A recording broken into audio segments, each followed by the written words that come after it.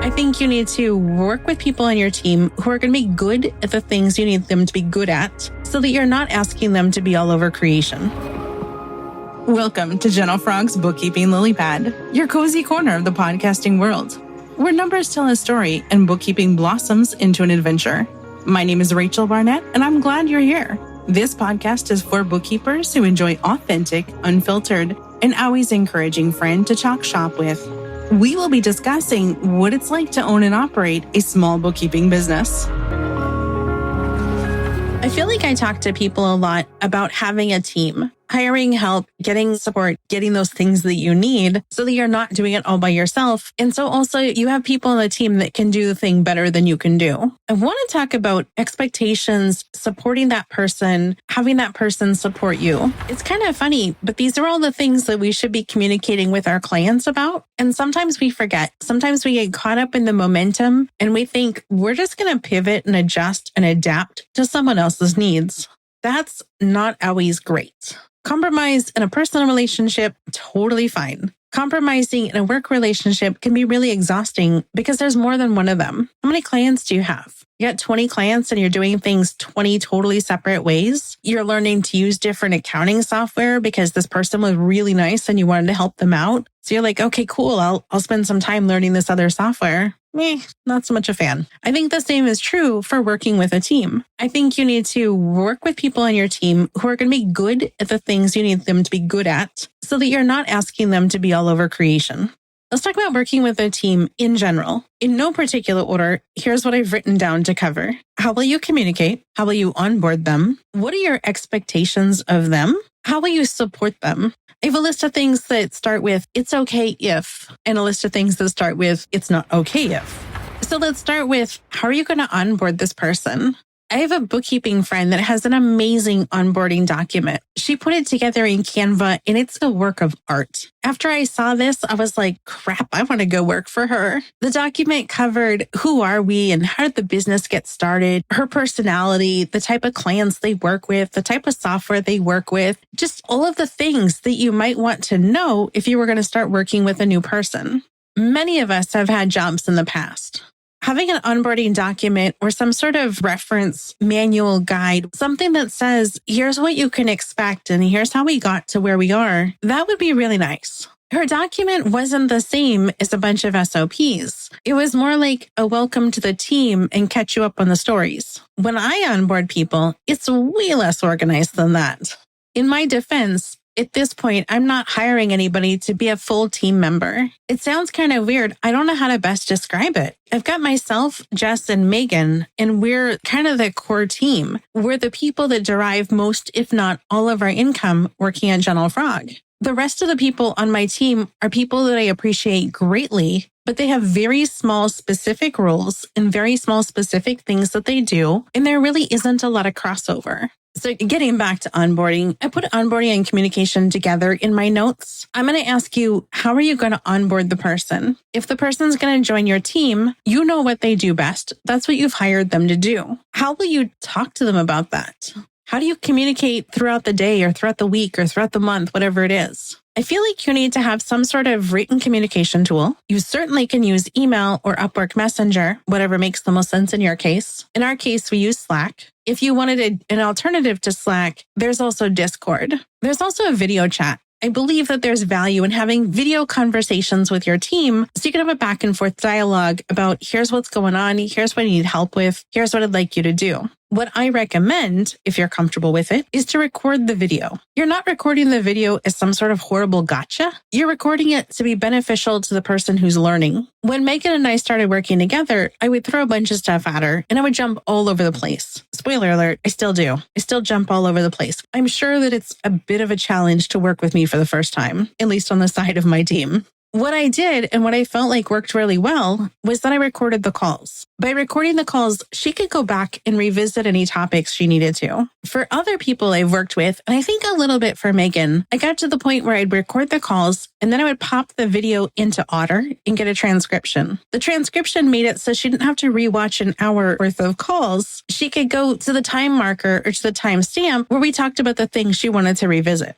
Again, the call recordings are not a gotcha. They're just providing support for the person. I remember from when I had jobs that I would take as good a notes as I could, but I would always miss stuff. And then I'd feel awkward asking. Even worse, if the employer or the supervisor would say, God, we've already covered this. I don't need someone to make me feel bad. I already feel bad enough that it made sense during the meeting. My notes are crap, and now I can't remember what I'm supposed to do. My recommendation to record and possibly send a transcript is to alleviate any frustration or awkwardness.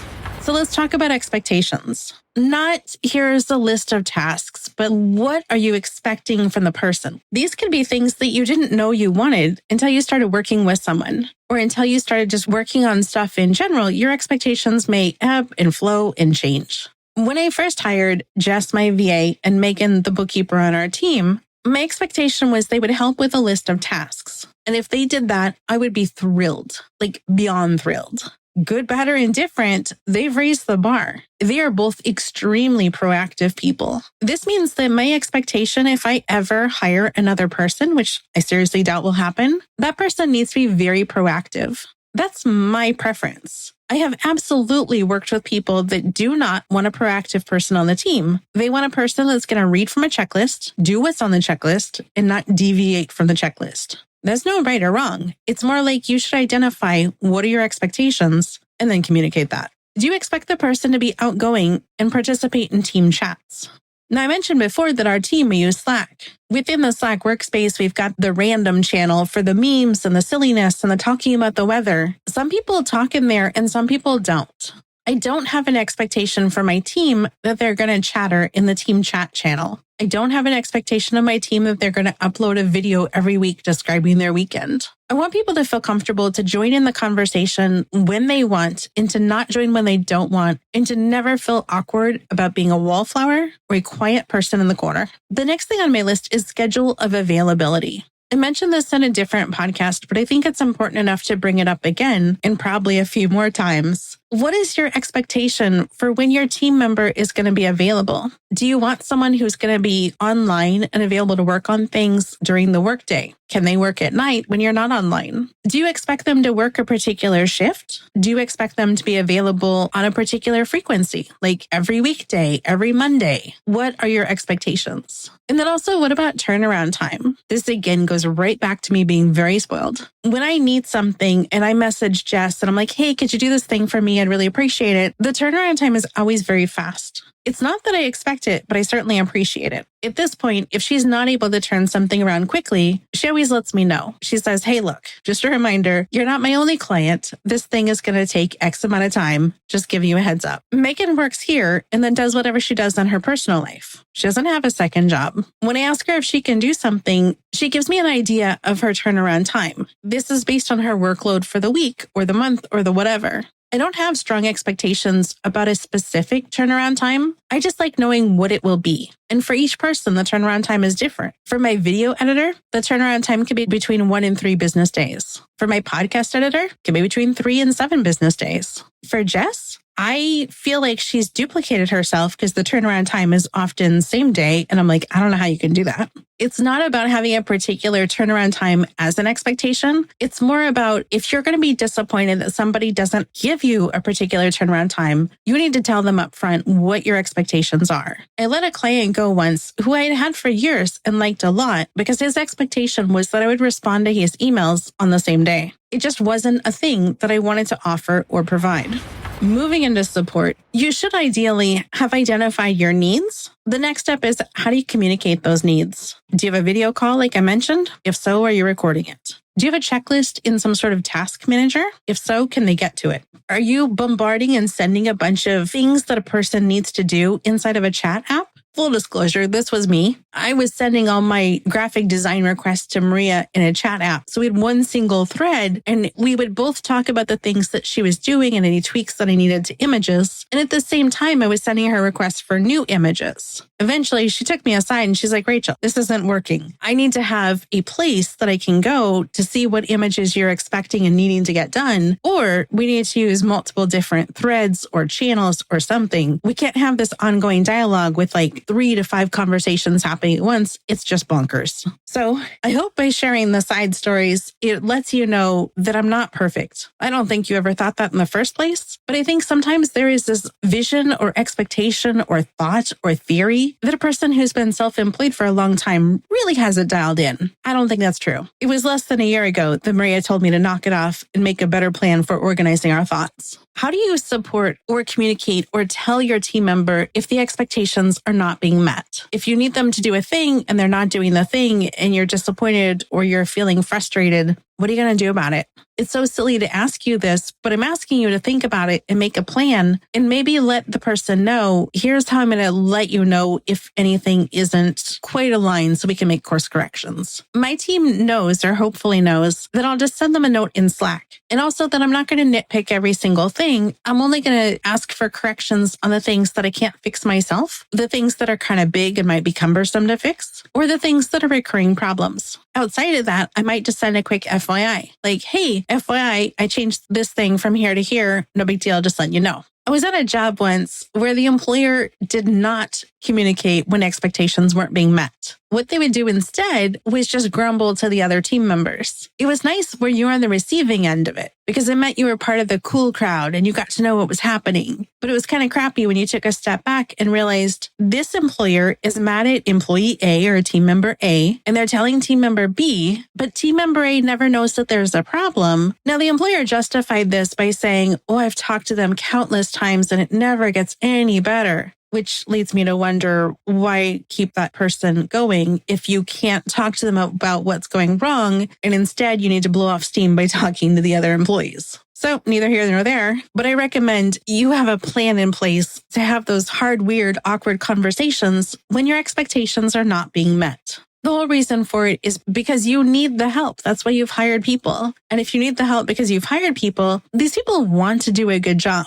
People don't generally take a job hoping that they can do a crap job for you. The opposite is true. Is there a plan in place or a method in which your team member can ask you for help? What if they feel like they have questions and they're not sure what to do? What if they feel like you're not meeting their expectations? For example, if I tell Megan that I'm going to review something and I'll do it Monday or Tuesday, but I don't get to it, does she have a method in which that she could say, hey, it's Friday. You said you would do this thing. You haven't done this thing. I need you to do the thing. What if they have questions about just how to do work in general? Is there a way for your team member to ask you questions on how to do the work in such a way that they don't feel like they're being a bother or a burden? I've totally had this where I've had a job and I've needed clarifying information or I've needed training on something. And when I go to ask, the employer is dramatically overwhelmed. And there's never a good time to go over the thing. There's never a good time to go over my questions or get help with my problems. So let's go into the pep talks.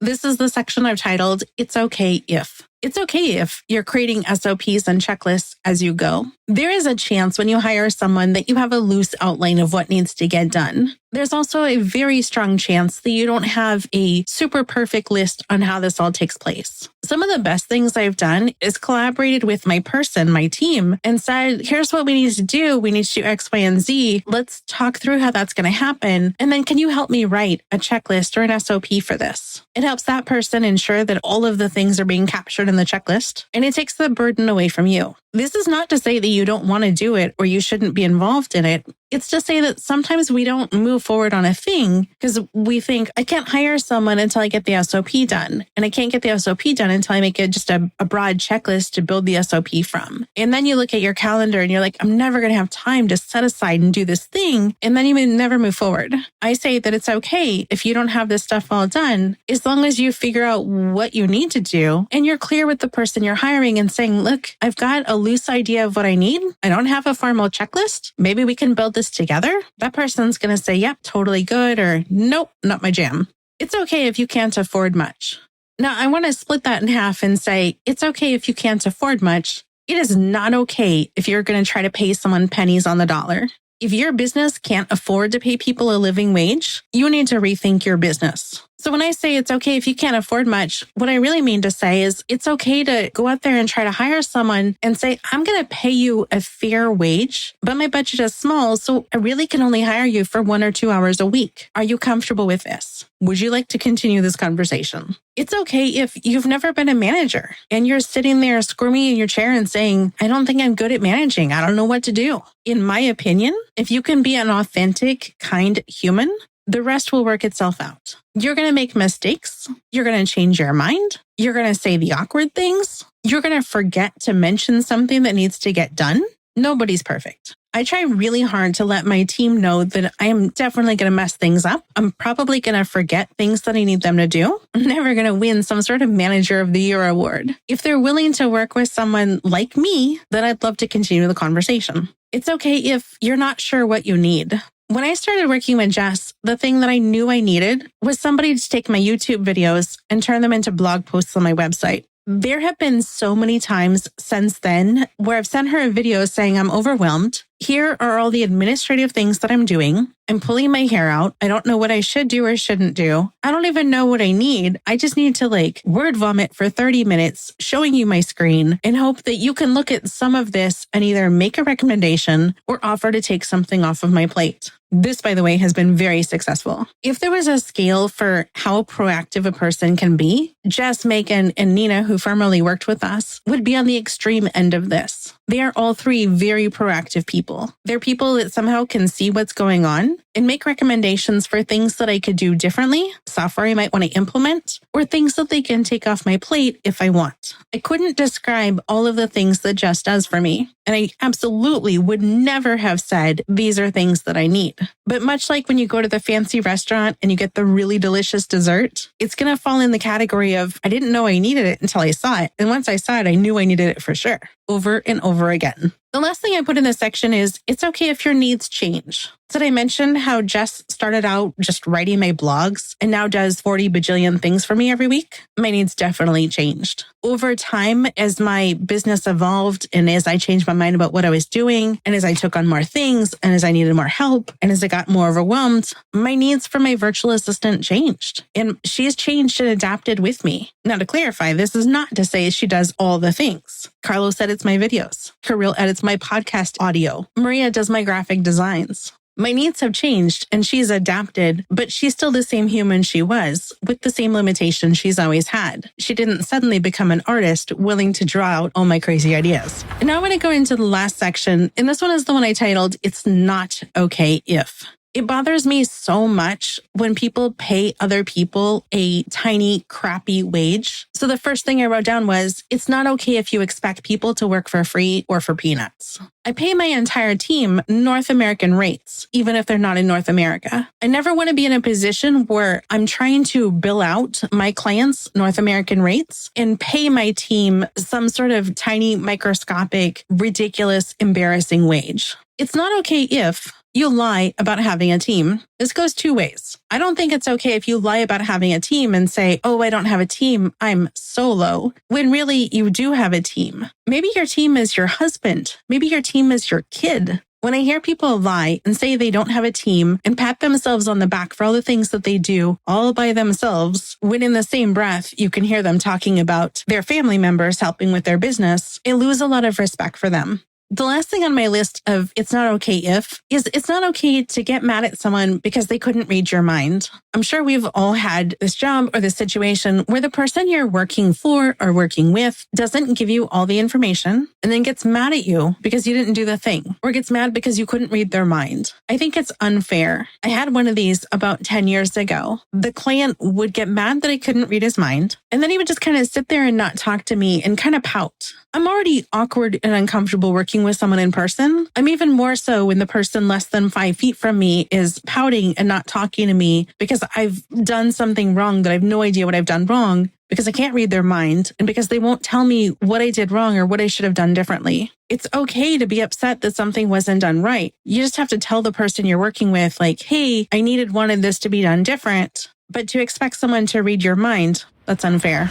My goal for this podcast is not to tell you what you should do or what you have to do. My goal is just to take people who are new and small in business and give them things to think about. I'm the kind of person who loves a good open-ended question. I want it to be small enough to be specific and clear, such as, do I need someone who's proactive or do I need someone who's outgoing? It's not like there's a right answer or a wrong answer for any of this. It's more like I'm trying to give you a set of questions and things to work through and think through before you hire a person, or when you have hired a person, things to kind of have at your fingertips. It's real popular to say, oh, you have to have your systems in place before you hire someone. Well, I kind of disagree. I think that your systems might come as you work with that person and you develop them together. But I think you should still think about other things, like how will you work with the person? What do you want from the person? How will you talk to your person? How will your person talk to you?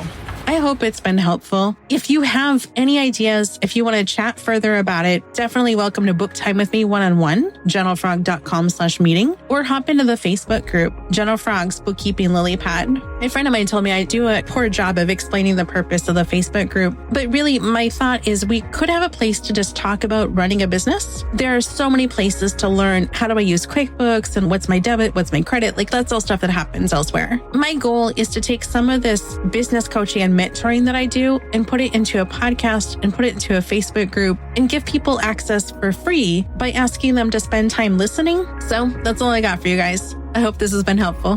Thanks.